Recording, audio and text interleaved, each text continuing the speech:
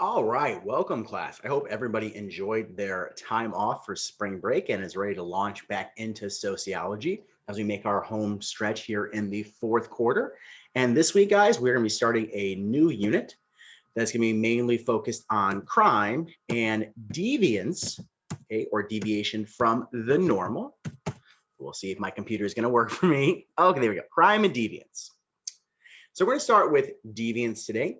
And I've already informed Miss Penrose and posted on Google Classroom. You guys do have some notes that goes along with today's presentation, and these notes are for points.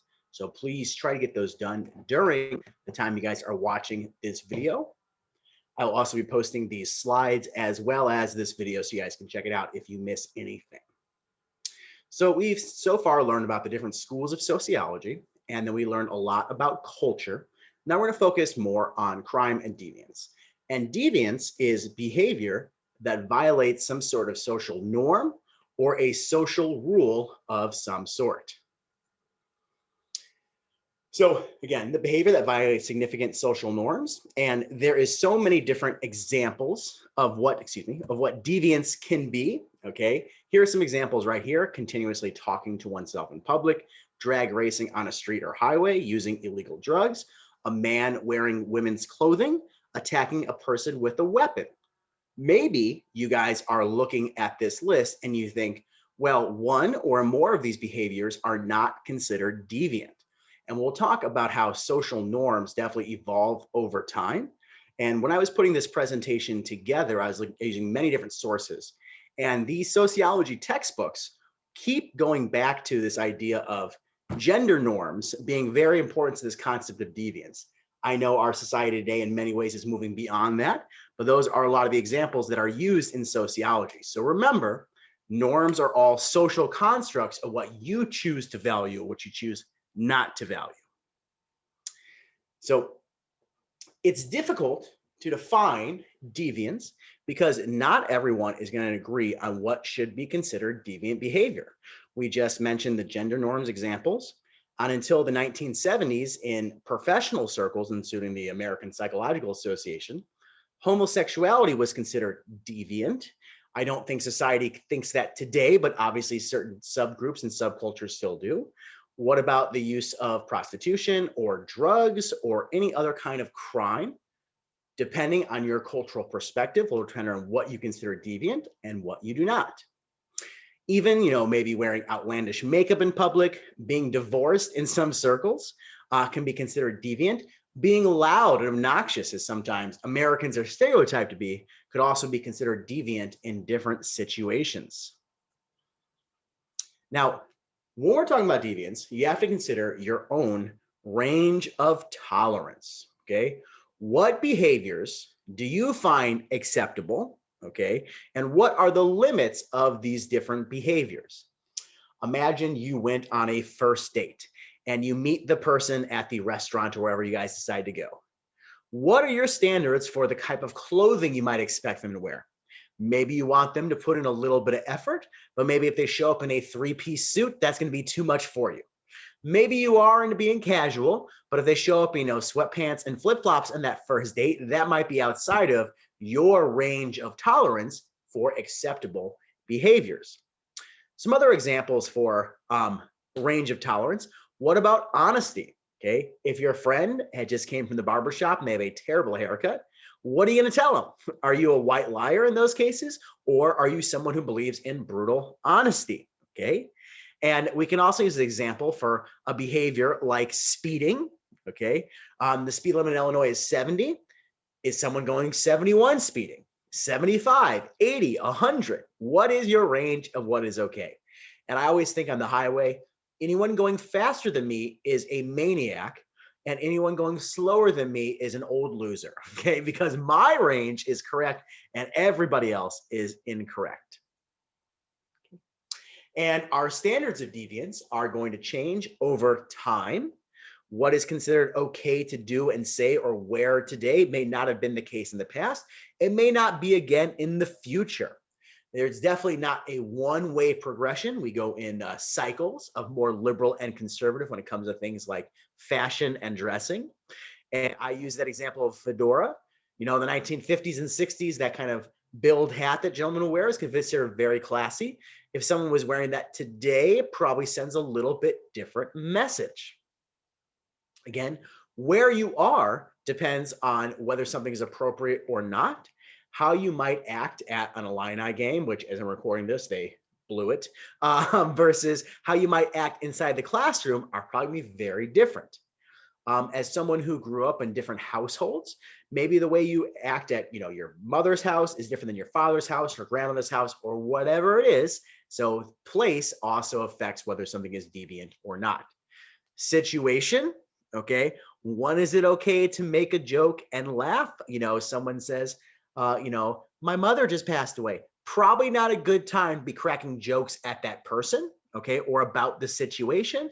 But maybe if there's a different thing going on, it could be appropriate as well. And then, of course, culture. And we spend a lot of time talking about culture, especially that kind of national or our large group level. So depending on the culture you are, what would be considered deviant or not. If my first day at Urbana High School, when I greeted all the new teachers, if I kissed them on the cheek, that probably would not have gone over very well, but that would have been very standard if I was teaching in Italy or in España. Okay. And a visual representation of this kind of range, or excuse me, range of tolerance. In the middle, you've got your optimum range. When you get outside, either people doing too much or not doing enough, it stresses you out. And then at the very edges, this is intolerance. This is not acceptable to me. So, of course, you'd apply this to so many different situations. If we were in the classroom, oh, the students are engaged, they're listening, they're paying attention, they have great questions. The zones of stress, some of them are daydreaming. I see a couple of them texting on their phone. Zones of intolerance, they're talking over me or causing fights or something like that. Now, deviance can go in different directions, and the punishments for it can go in different directions as well. So we're going to look at a couple different types of deviance here. And the first one is overconformity. Okay, so doing too much is how I would probably say this today. This is the positive deviance. So this involves behavior that overconform to social expectations. All right, and we can often think about this of like perfectionism. Okay, I want my students to do all of their schoolwork and turn it in on time. If you're turning it in 10 minutes after it's been assigned and you just can't wait to dive into it and they're asking for extra work and extra credit, you're probably doing a little bit too much. And this can also very negatively affect you in a social way. People that are kind of perfectionists often have a hard time with the group who feels they maybe are judged by this person. And overconformity can be in lots of different situations. If we think about physical bodies, obviously our culture has put a big emphasis on women being skinny and thin, as well as on men as well, but I think it's worse for women. So you have women who overconform with anorexia or other eating disorders. One of our examples of beauty around the world was bodybuilders. Okay, society wants men to be strong and muscular. Do they want them to be that strong and muscular? Okay, so think about overconformity. And then, of course, the opposite of it is underconformity, which is another form of deviance, negative deviance.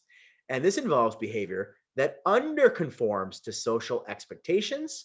People either reject, misinterpret, or are unaware of the norms. Okay, examples: obesity. Okay, so we want people to be fit. Not an important norm for me. I'm not going to apply at all. I become overweight. Unmotivated students or lazy people in general, lack of preparation, all those different examples. You could also think of this in our culture that has a big emphasis on being rich. Someone that decides, nah, I'm just going to stay home and, either live off the government or live off my parents, as underconforming. We have this example in society to be rich. You've got guys like Jeff Bezos and Elon Musk who want to own the entire world and are now worth, hundreds of billions of dollars, over conforming to our societal norms. Okay. Now, generally, however, sociologists view deviance as a violation of one or more of society's most highly valued norms. Okay, something people care about a lot. And reactions, the deviance, are usually negative and involve attempts to change or control the deviant behavior. And I want you guys on your notes, this question is for you. Think of a highly valued norm and give an example that is both negative and positive in deviance for that norm. And I was thinking of the example of purity for young women, okay, which is a frequently commented about topic. And you see those that get really upset when women underconform, when they're being less modest than they would like. And I was just thinking about the whole Cardi B and Megan Stallion, their song that has been very popular this year, and how many people are up in arms because that's not how a woman is supposed to behave. And then you also have people that overconform. If you think of a woman who is maybe like the Amish, our society views that and that kind of modesty very negatively. Oh, why are you so closed up and not showing off anything at all about yourself? So think of your own value or example and tell us how people can go too far and how people can not go far enough. Okay. Now, all of this is in one way or another about social control. How can we encourage conformity to the established norms of a society? All societies, all throughout history, everywhere around the world, they want to promote order, stability, and predictability in social life. Okay. It's hard to make a profit if there's no order, stability, or predictability. Without social control, perhaps social life would be too unpredictable and chaotic. And we have to kind of know what to expect from other people in order to live our life successfully in a society. And so think about, there's lots of examples of social control in our society, and we'll give some as well as we go through it here. Most people, most of the time, generally follow social norms. Even if you're a rule breaker, you're probably still, following 95% of the social norms that are out there. We also expect others to follow these social norms as well. And we're going to talk about this a little bit more in a second. We internalize the norms and then they become our expectations of behavior. So then usually we internalize norms that we think are useful and appropriate. Okay. When a person has not internalized a norm, society can use sanctions to motivate his or her conformity to that norm. And we'll talk about a lot about these sanctions today. And these sanctions can be positive or negative, formal or informal. And I'm going to use one quick example here to try to get this point across. One thing that I have a lot of disagreements with a very important person in my life about is about punctuality. I was raised in a culture and society that really, evaluates being on time. It's really, really important. And if you're not on time, people get really upset. Okay. So let's say I have someone in my life who has not internalized this idea that they need to be on time in places. Society is going to use sanctions in one way or another. Now, an informal sanction, maybe their spouse is upset. Maybe their friend group is upset and won't invite them to the next thing. If we think about a formal sanction, if you're late to school, you get a detention for that. Okay. So we have these social norms, and if you don't follow them, there's going to be some punishments in one way or another for these different rules. The most powerful to determine our behavior is internal control. Okay. And this lies within the individual as developed through the socialization process. As you're raised up, being taught what is right and what is wrong, you accept those values and they become kind of your internal moral compass. And most of societal control is done through this. We don't have enough cops to watch everybody all the time. Okay. This is not North Korea where you have neighbors spying on each other.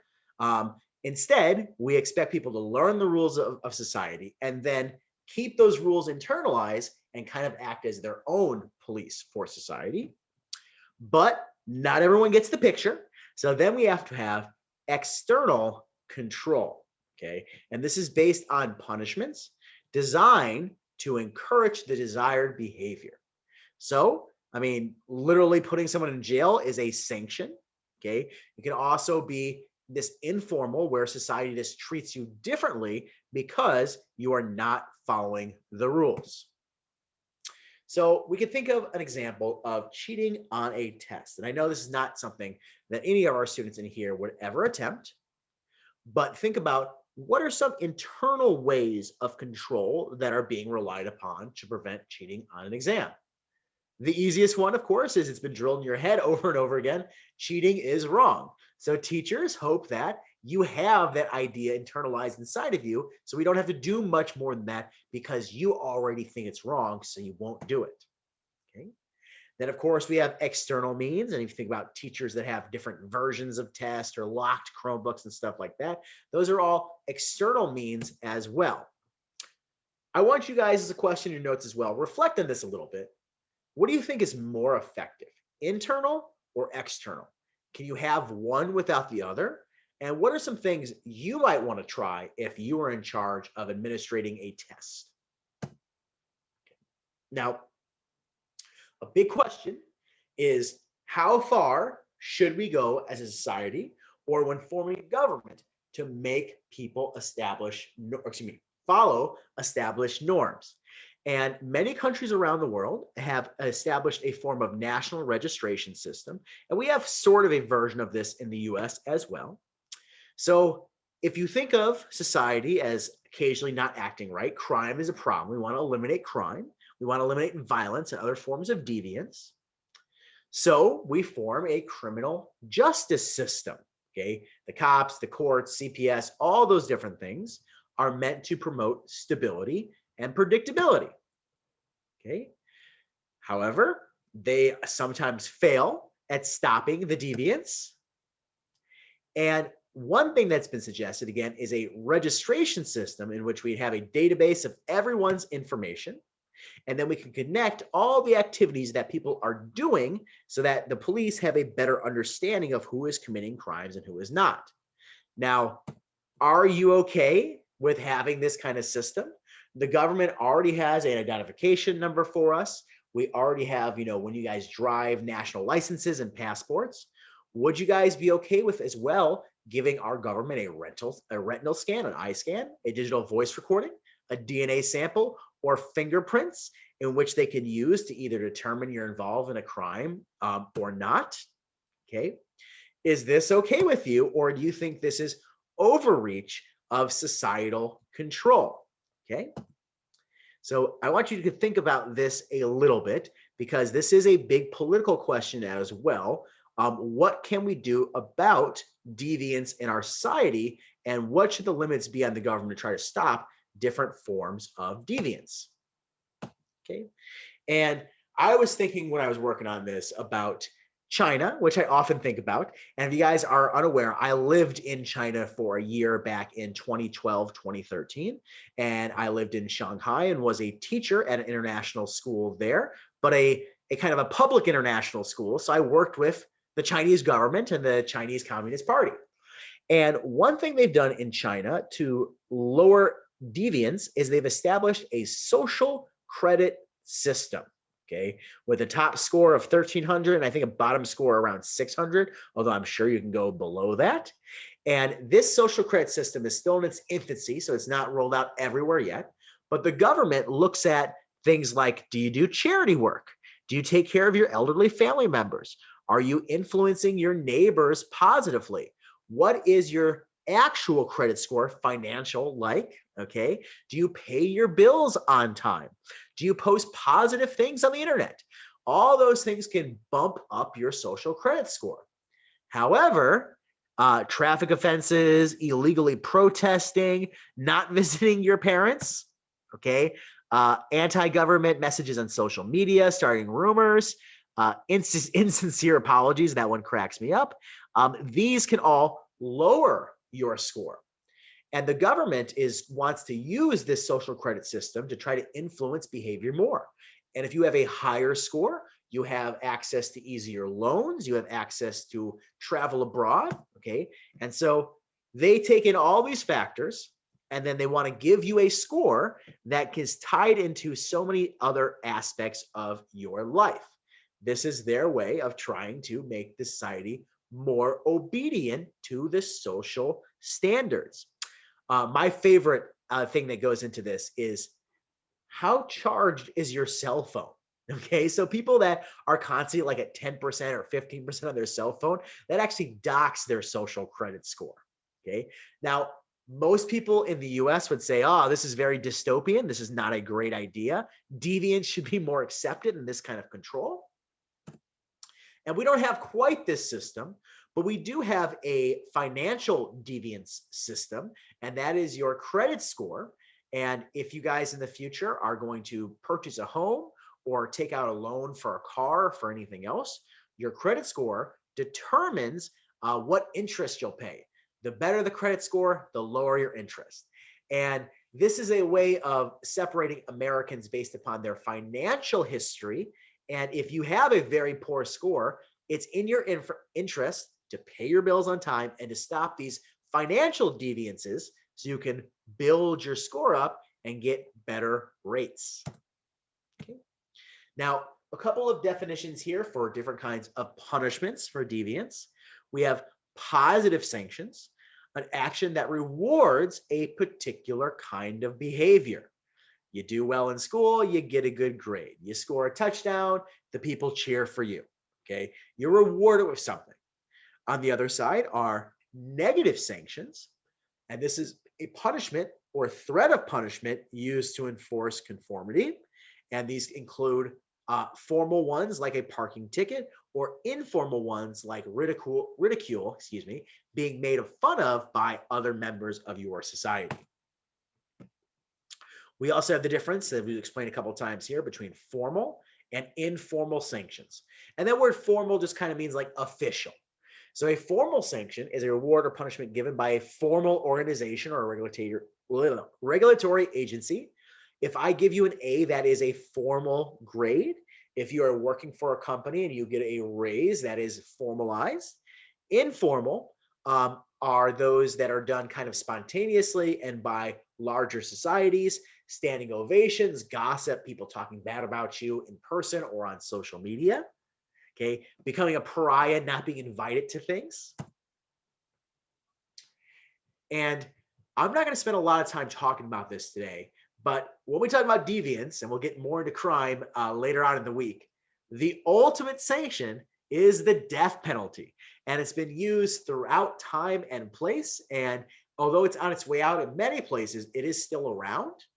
And in the past, we had a problem in which it was really hard to catch a criminal. Okay, there was no DNA evidence, no police, no detectives. So in ancient societies, the punishments for crimes would be very, very severe.